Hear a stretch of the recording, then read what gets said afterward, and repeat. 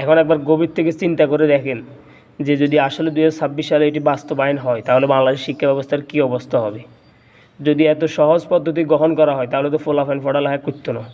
ফলাফাইন পড়ালেখা না টেবিলে না বসেও সহসভাপতির টেবিলে বসবো। এখন যদি এই ব্যবস্থাটা গ্রহণ করা হয় তাহলে আমি মনে করি যে ফলাফাইন এই যে সম্পূর্ণ সহসভাপতি কিশোর গ্যাং লিডারের ছোটো ভাইরা বাংলাদেশের সকল স্কুল কলেজগুলোরে তারা দখল করব।